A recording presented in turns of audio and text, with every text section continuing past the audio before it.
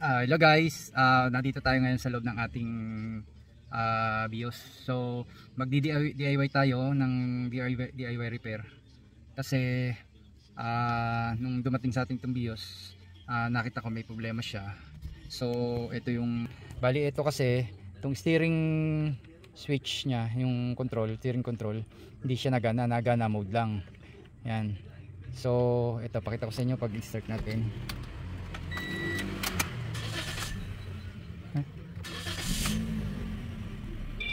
Artilist system. Mawalang galang lang po sa inyo sa mga nagbababoy. Alam niyo naman kung sino kayo.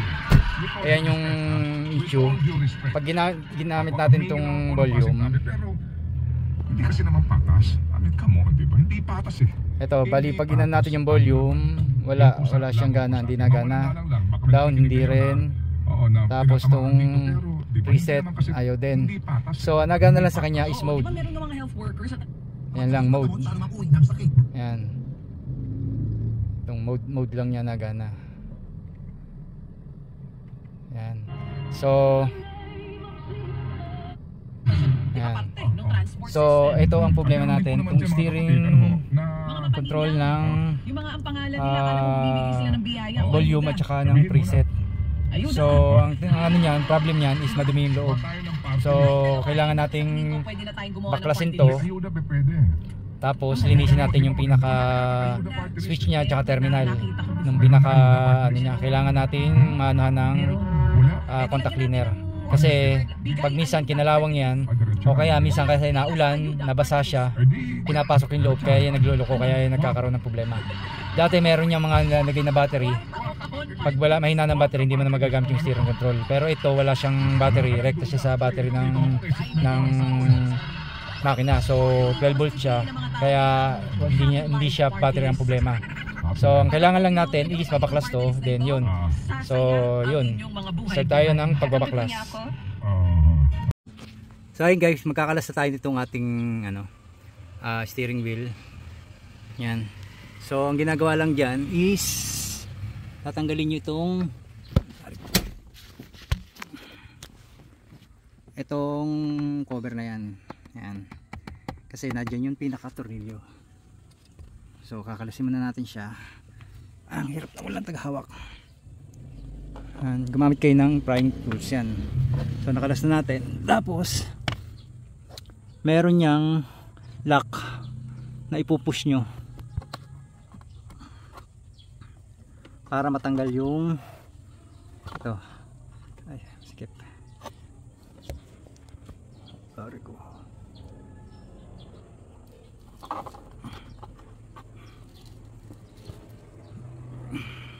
So ito yung butas na yan, meron kayong tutulak dyan para matanggal nyo itong cover ng busina. Pero bago nyo baklasin yan, kalasin nyo na muna ang baterya. So makakasin tayong baterya. Yan. Hirap. Ating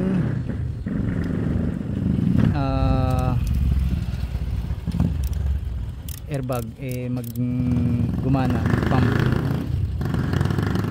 So kalasin natin yung yan ang una natin gagawin. Kalasin muna natin tong battery para safe tayo. Ito ay merong pupush lang natin yan. Ayaw ko natin, masisilip natin. Yan, check nyo kung mapupush natin yan. Makikita.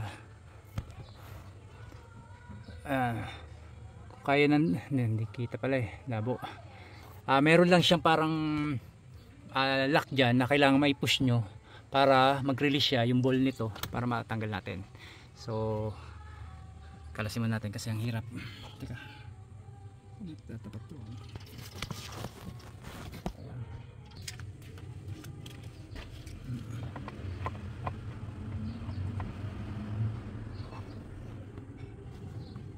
So ayan guys, medyo hindi natin may tutok yung camera.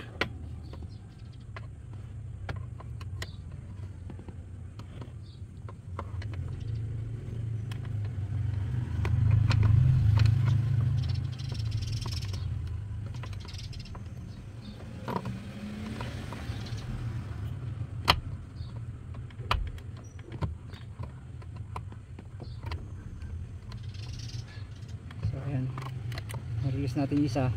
yung parang block siya na kailangan mong push lang yun. Yan. Yun, na-release na natin yung isang ball. Then meron pa sa ilalim. Yan.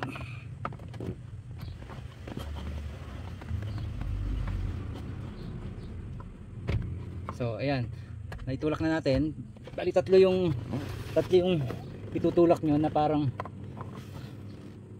para siyang black na tab. Yun, so naipus natin. So ito na itsura niyan guys.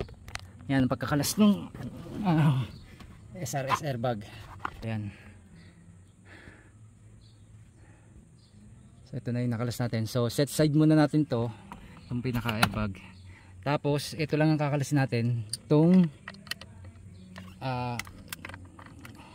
screw. Ayan. After makalas siya, marirelease na natin itong pinaka ito lang naman ang lilinis natin. Yan ang kailangan natin maayos. So yan.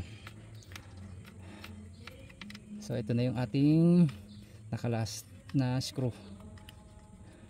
Bali yun ang guys, ang tinulak natin kanina is etong tab na to. Ito itong pinaka yan. Pag pinush mo yan, automatic magtatanggal yun sa ball niya. Ito itong ball lock niya.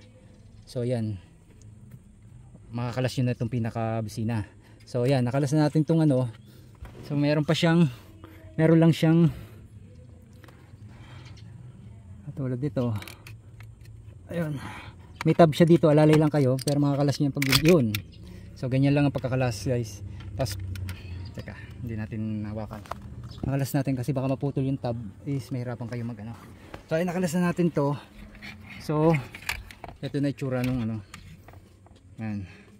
So try nating, hindi rin pala natin disconnect. So disconnect kaya natin muna tong para malinis natin. Sakit lang ha. Gusto natin itong pinaka yan, ang init. So ito, babaklasin natin siya. So wait lang tayo na mabaklas natin kasi wala tayong so ito guys, bali babaklasin natin itong pinaka itong switch.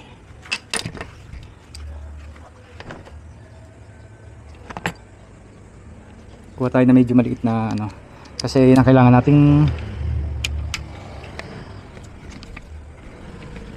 bali alalay kayo pag medyo lumaluma na yung sasakyan at lagong bilad sa init. Ingat kayo sa plastic kasi medyo nalutong ang plastic, lalo kahit anong sasakyan medyo nalutong yung mga plastic, kaya alalay kayo pagkakalas kasi minsan napuputol yan. Kaysa magkaroon pa kayo na another na gagawin, like yung i-repair nyo pa yung mga plastic na naputol. Nare-repair naman, kaya lang kaysa magkaroon kayo ng hassle, alalay na lang kayo. So ito, kinakalas na natin yung pinaka module ng steering control switch. Yan. Ang purpose natin to guys is yun nga, para maayos natin tong tab. Ito wala tong battery, hindi katulad to nung mga ibang sasakyan. Yung Montero may battery pa to, may battery pa yon. Ito wala na to kasi nakarekta to sa 12 volts. So yan lang naman yung ano niyan, kasi control lang naman niya is hindi ganun kabusisi. So ito, alalay din kayo pagka ano ng tab na yan, dami kayo ng flat screw. So alalay kayo dyan.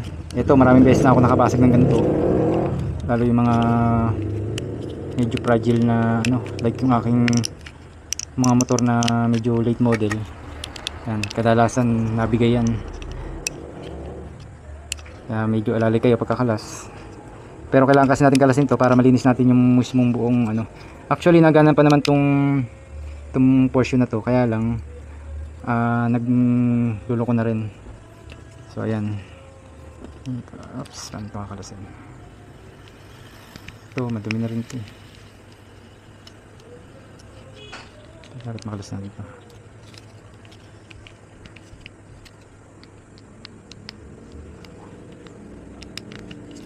Okay, mas maganda makalas natin ito. So ayan guys ang pagdi-DIY, pero hindi pa naman tayo sure na maayos natin yan hanggang hindi natin nababaklas kasi na dun yung ano yan eh. Palisirain na natin itong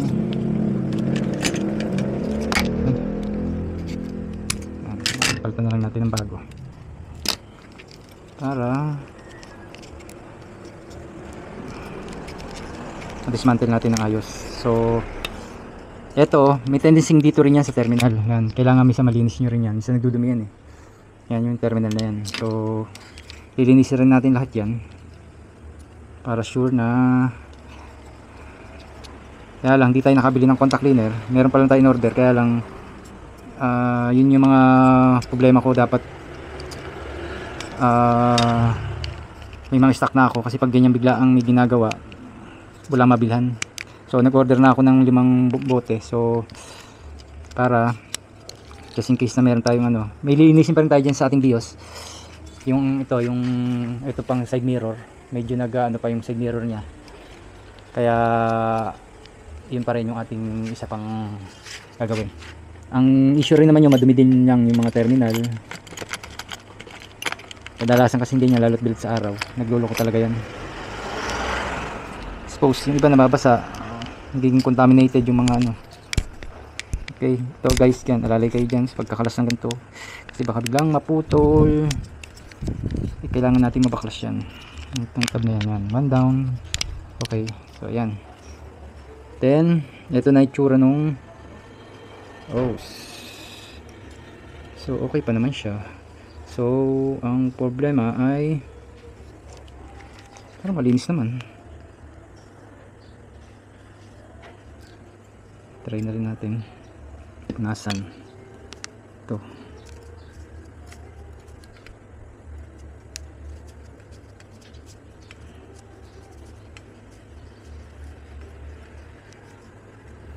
So minsan hindi naman dito kakaproblema, wala naman dumi to eh. Kaya lang hindi nga nagana, so may tendency terminal. Yun. So kailangan natin kailangan na rin natin malinis talaga.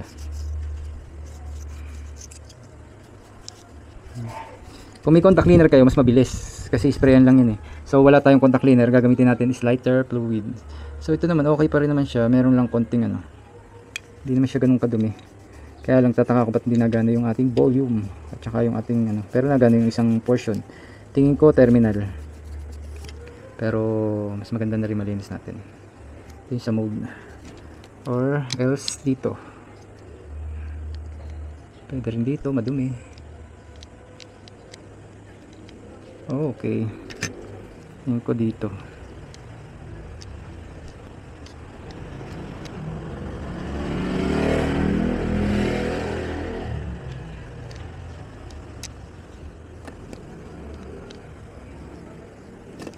So meron tayo ditong fluid. Natin.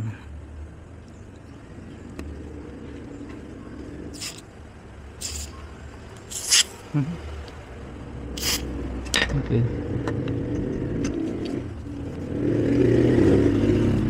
Yan, nanuhan natin siya ng lighter fluid para malinis yung terminal. Then try na natin doon sa loob. Para kasi minsan dyan yung naggulo ko terminal.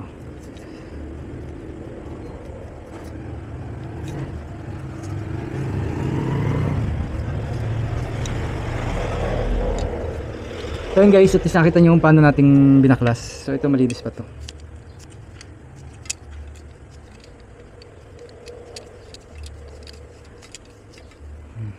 Hindi naman siya masyadong madumi yung ating electronics. So iniisip ko baka kung bakit dinagana is yung contact nito terminal. Try natin na sikrehan din ito.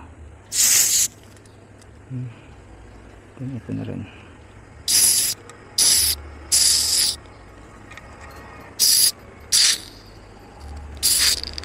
Okay.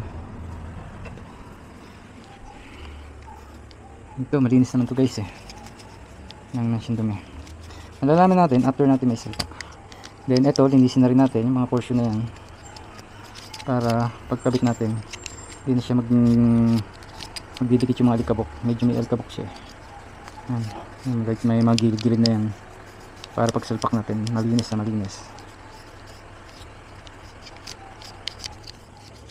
So yun guys, lang yun naman ang pagbabaklas lang ng steering column. Tapos ito, pag linagana yung inyong ano, ganito lang gagawin nyo. Linisin nyo na lang din. Tapos medyo ano yung terminal kasi yun ang nagmisa naging cause.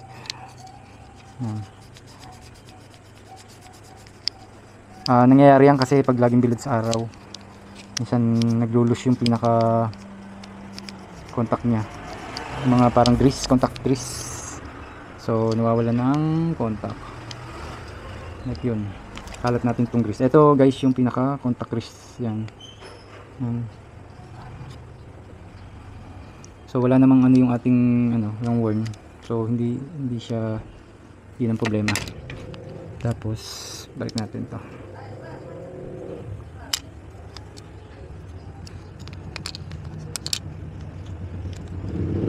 So let's see.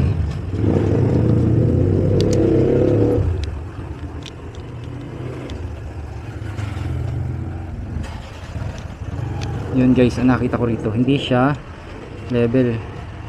So nangyayari, yung butas niya parang nagluloko. Wait.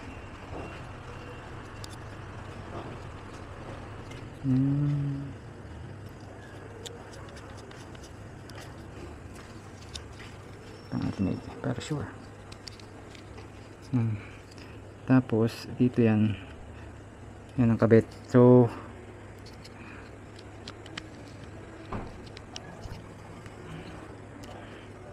naman sa rubber, then kabit natin to. Isin na rin natin yan.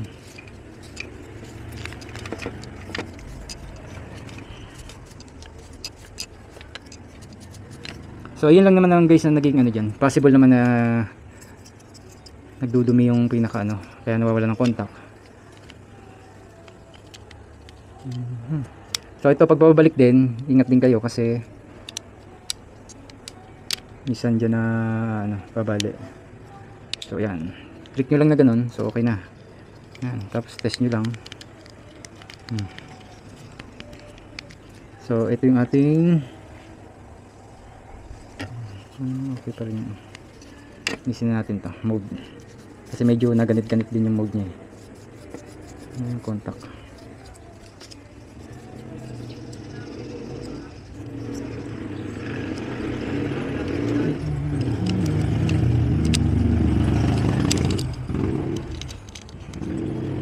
Yan guys, pag sasalpak ng ano, medyo alalay kayo dyan, baka kasi magkamali kayo tapos bigla yung persen, baka bigla maputol yung tab. So ang diskarte dyan is itama yung maigi, then dahan-dahan yung click. So ayan na, okay na yung ating steering column, ay steering switch. Isin natin bago natin ibalik kasi may mga alikabok yan sa gilid-gilid. Yan.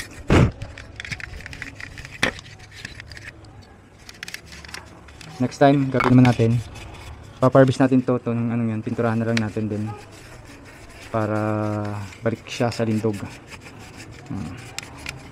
Para pag ginamit naman ng anak ko is maayos na yun. Pero papa-detailing ko rin kasi talaga yan. Yun naman talagang purpose ko dyan. Kaya lang inaano ko na yung mga ganito kasi hindi naman nila magagawa yan, ikaw pa rin ang gagawa.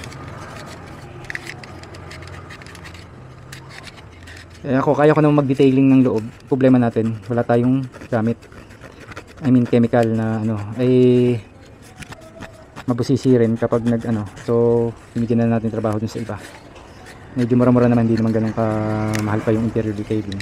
Medyo mahal ay pag-package, pero gagastos pa rin tayo malaki-laki para balik sa dati kasi may mga chip pa siya, may mga pre-repair pa na portion na may dimple. Yan. Dapat malinis na rin ito para pag ano natin is malinis na siya. Yan guys.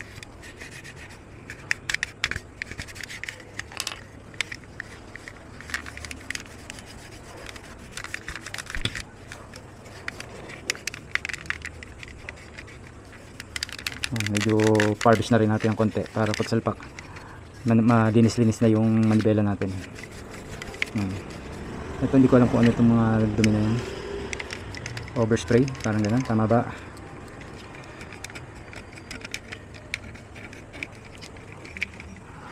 Kung kita pa. Malinis nga. So ayan, balik na natin yung ating screw. So ito, moment of truth. Balik na natin siya.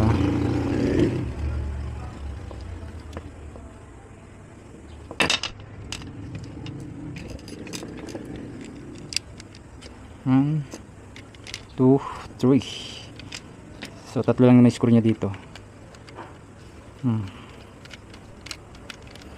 So ayan guys, ang DIY ng pag-aayos nitong switch ng ating mga Toyota Vios. Sorry, Honda tuloy. Bali tayo nang gumagawa kasi marunong din naman tayo.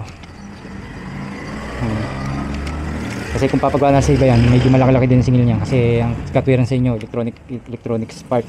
Pero ganyan lang din naman ang gagawin doon, lilinisin lang yan para maayos lang ulit. Ganun lang naman yun. Ipit natin maigi. Okay, tamang palm tight lang para hindi mabasag yung pinaka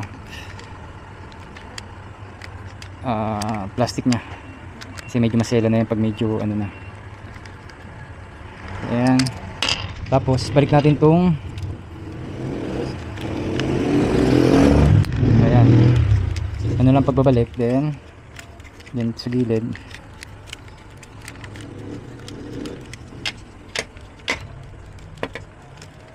So ayan, then kuha tayo ng zip tie.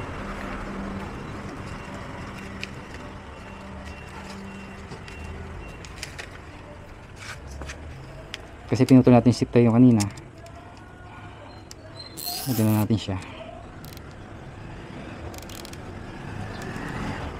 Yan, secure na natin kasi wala namang ibang problema niyan kundi yun lang. So ito na, the moment of truth. So kakapit natin, tapos try natin kung gagana after.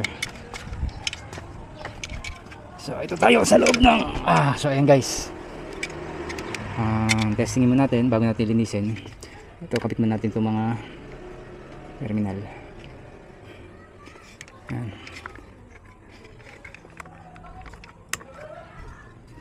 Mamaya bubugan natin problema. Pag binugan natin, pasok sa loob. So ayan, kabit na natin yung battery.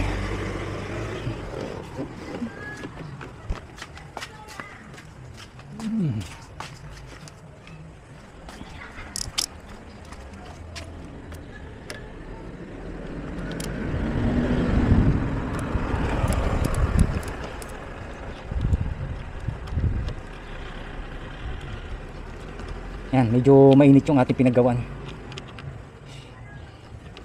Bali pinakarawas natin, pinalinis natin isang araw to, kaya lang di pa ganun kalinis. Nantay ko yung chemical ko, unti-unti natin itong malinis natin itong portion na like ganito, mga gilid-gilid para balik alindog.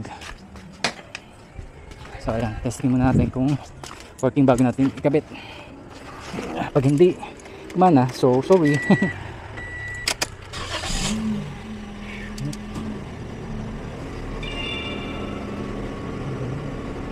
Gagana. Gali.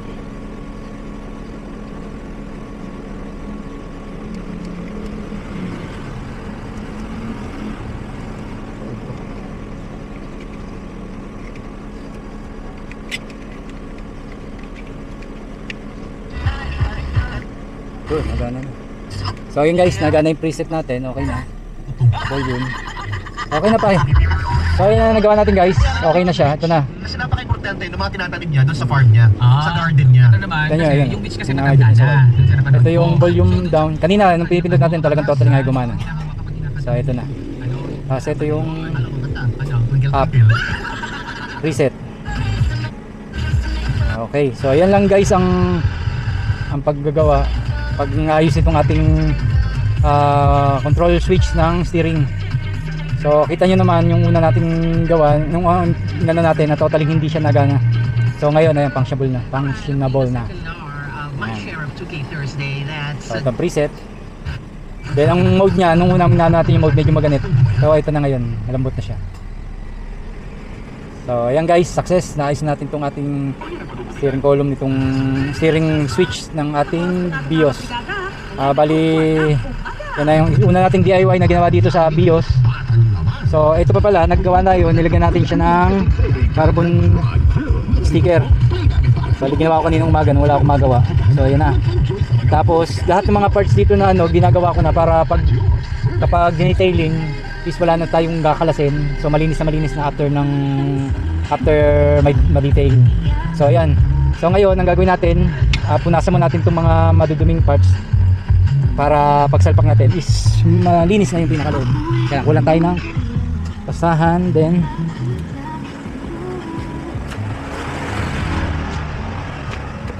okay.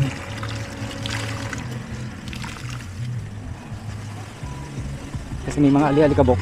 So ayan, tanggalin na natin itong mga madudumi. Hindi ko mapwedeng bugahan kasi papasok lahat ng dumi sa loob. So mas maigi ang punasan natin, tanggal para kumapit yung wala kasi tayo yung parang gel cleaner para loob itanggal na tanggal. Ang pagbabalik niya madali lang guys. So tingnan niyo na lang din kung paano natin gagawin yung pagsalpak.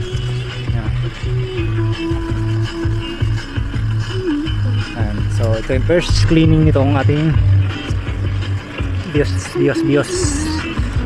2018 BIOS. Okay pa naman siya, 2018. Hindi pa naman siya, tama lang naman yung mileage niya sa year. Yan. Wala tayong pang detail na talagang malinis natin.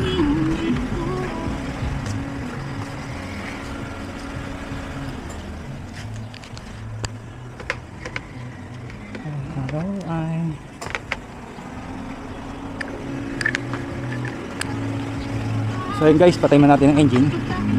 Alright. So ito. Tignan natin. Kasi baka ma-copyright tayo. Yan, dahil lang sa music na simpleng music na na-absorb lang yung ating video is copyright na. So ayan guys. Medyo malikabok. Wala tayong choice kundi babakim na lang natin ulit.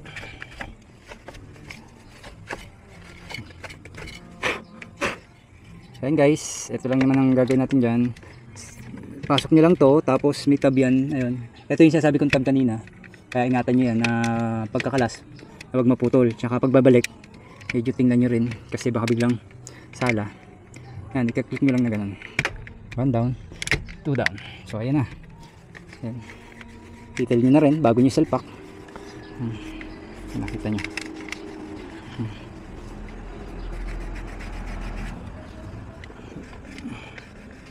Tanggal na natin yung mga konting ali-alikabok. Konti lang naman, hindi naman masyadong ganun kaano. So ayan na. Ay, hindi pa natin nalinis yung pinaka siksik na siksik. Wala tayong brush. Pero later na yan. So malinis na rin. So ito, babalik na natin yung screw. Yan, ito lang naman yung pinaklas nating screw. So hindi naman siya ganun kaselan. Tsaka pa alam ko first time lang ito nakalas. Kasi ayan, first time. Okay, tali yung ating tornilyo.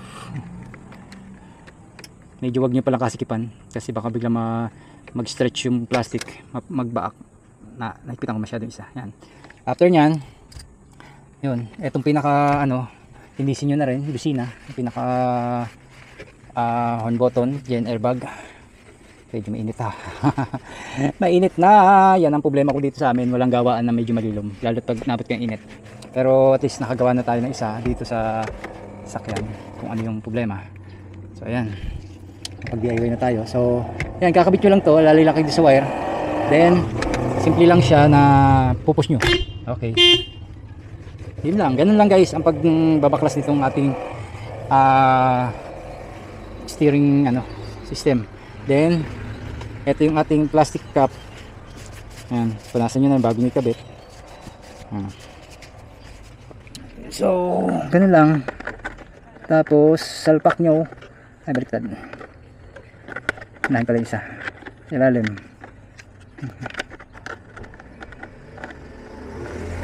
Okay, init. Pandarin natin, testing ulit.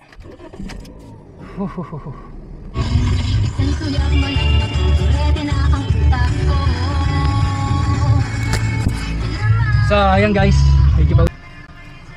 ayan guys, natapos na natin tong ating DIY nitong ating steering column switch repair. So ito na yung nagawa natin. Ayan. Bali functionable na. Yung una diba nung sa video natin na hindi siya nagana. So ito nagana na. Ayan. Ayun, nagpa-function na yung preset. The singing diva. Ayan. Baile para Sa mode, FM, Bluetooth, auxiliary, AM, FM. So ayan, nagana na. Ayan. So ayan guys, nagawa na natin yung ating DIY.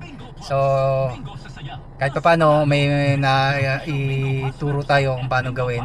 So sa mga hindi pa nakasubscribe na kayo, and then sana magustuhan nyo yung ating nagawang video, and sana may matunan kayo sa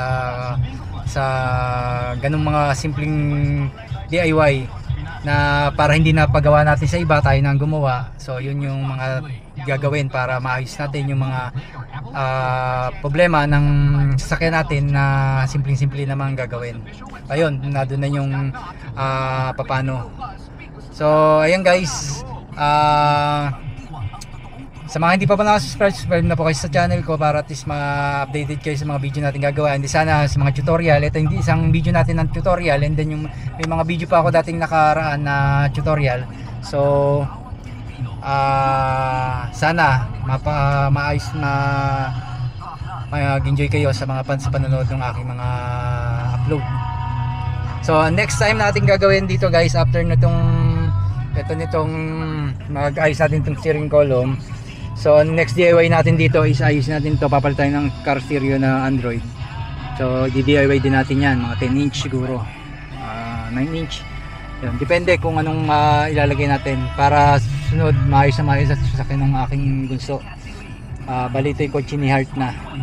So saka ako na lang siguro ano yung after ng ma-detail itong buong loob. So unti-unti natin. So maganda pa naman siya yung loob niya, kaya lang medyo konting detail para talagang fresh na fresh yung loob, like yung malinis yung mga upuan.